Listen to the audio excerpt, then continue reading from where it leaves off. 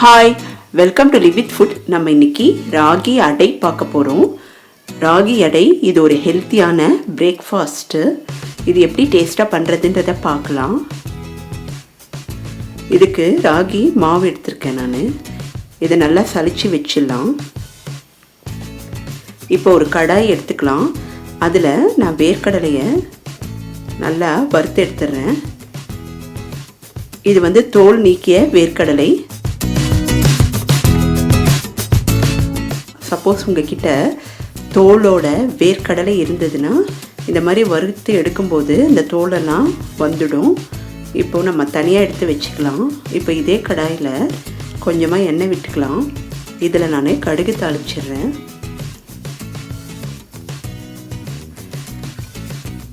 இந்த ராகி அடை ஒரு ஹெல்த்தியான பிரேக்ஃபாஸ்ட்டு. நிறைய ஹெல்த்தி பெனிஃபிட்ஸ் எல்லாம் இருக்குது. இப்போது இதில் கட் பண்ணி வச்ச வெங்காயத்தை சேர்த்துக்கலாம். வெங்காயம் சின்ன சின்னதாக கட் பண்ணி வச்சுக்கலாம். இதை நல்லா வதக்கலாம்.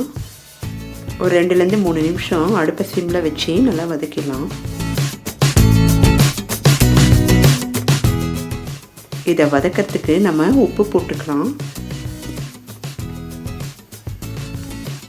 இந்த ராகியில் நிறைய ஹெல்த்தி பெனிஃபிட்ஸ் இருக்குது. இதை அனிமிக்கை க்யூர் பண்ணும். இது ஒரு சிறுதானிய உணவு. வாரத்துக்கு ஒரு தடவை இந்த சிறுதானிய உணவை எடுத்துக்கலாம். ரொம்ப நல்லது. இது குழந்தைங்களுக்கும் ரொம்ப பிடிக்கும். இப்படி செஞ்சு கொடுத்த குழந்தைங்க ரொம்ப நல்லா சாப்பிடுவாங்க. இப்போ நான் கட் பண்ணி வச்ச பச்சை மிளகாவை சேர்த்துக்கிறேன். சப்போஸ் உங்கள் வீட்டில் குழந்தைங்க இருந்ததுன்னா அவங்களுக்கு இந்த பச்சை மிளகாய் வாயில் கடிப்படும். அதனால் நீங்கள் மிளகாய் தூள் வேணால் போட்டுக்குங்க. இப்போ நான் கொஞ்சமாக பெருங்காயத்தூள் சேர்த்துக்கிறேன்.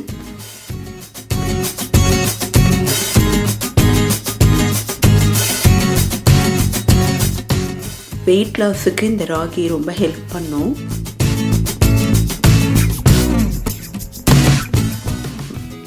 வறுத்து வச்சிருந்த வேர்க்கடலை சேர்த்துக்கலாம். ஒரு 2-3 நிமிஷம் எல்லாத்தையும் மிக்ஸ் பண்ணி விட்டுடலாம். இப்போ அடுப்பை ஆஃப் பண்ணிடலாம். கொத்தமல்லி இலையை சேர்த்துக்கலாம். நல்லா ஃப்ரெஷ்ஷாக இருக்கிற மாதிரி பார்த்துக்கலாம். இப்போ நம்ம சலிச்சு வச்ச இந்த ராகி மாவில் நம்ம வதக்கி வச்ச பொருட்களை எல்லாம் சேர்த்துடலாம். நிமிஷத்தில் ரெடி பண்ணிடலாம் பிரேக்ஃபாஸ்ட் ரெசிபி. இட்லி தோசை அரைக்க டைம் இல்லைன்னா நம்ம இந்த மாதிரி ரெசிபி பண்ணி சாப்பிட்லாம்.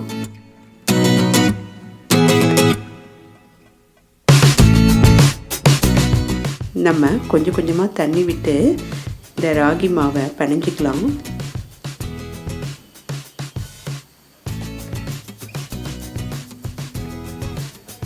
ரொம்ப டேஸ்ட்டாக இருக்கும். ரோஸ்டடாக நம்ம இந்த ராகி அடை பண்ணி கொடுத்தா எல்லோரும் விரும்பி சாப்பிடுவாங்க. ஒரு அடை சாப்பிட்டாலே ரொம்ப ஃபில்லிங்காக இருக்கும். நல்ல ஹெல்த்தியான பிரேக்ஃபாஸ்ட் இது.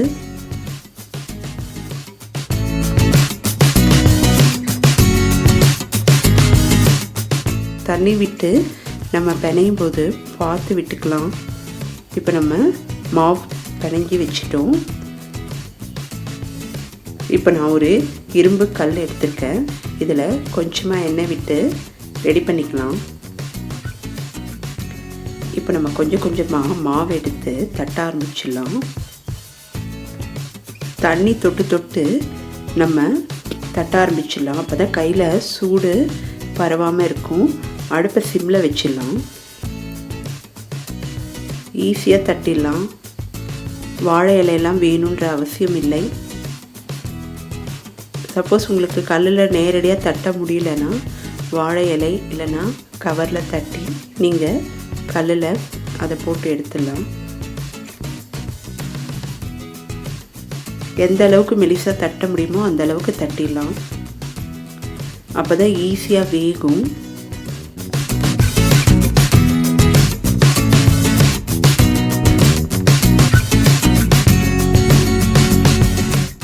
தேவையான அளவு எண்ணெய் விட்டுக்கலாம்.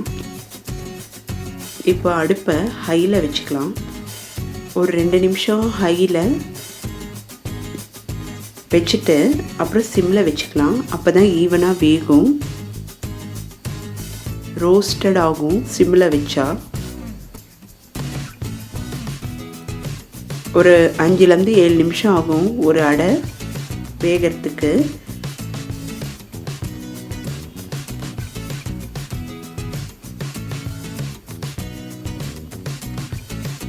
இது கண்டிப்பாக நீங்கள் ட்ரை பண்ணி பாருங்கள், ரொம்ப டேஸ்ட்டாக இருக்கும். தேவையான அளவு எண்ணெய் விட்டுக்கலாம்.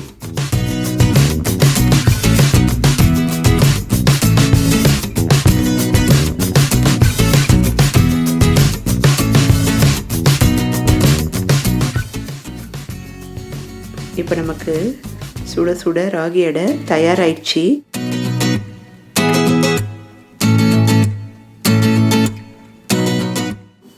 இதுக்கு தொட்டுக்க சட்னி பயன்படுத்தலாம். சட்னி லிங்க்கை டிஸ்கிரிப்ஷனில் கொடுத்துருக்கேன். ரொம்ப டேஸ்ட்டாக இருக்கும். இந்த வீடியோவை லைக் பண்ணுங்கள், ஷேர் பண்ணுங்கள். லிவ் வித் ஃபுட் சேனலை சப்ஸ்கிரைப் பண்ணுங்கள். பாய்.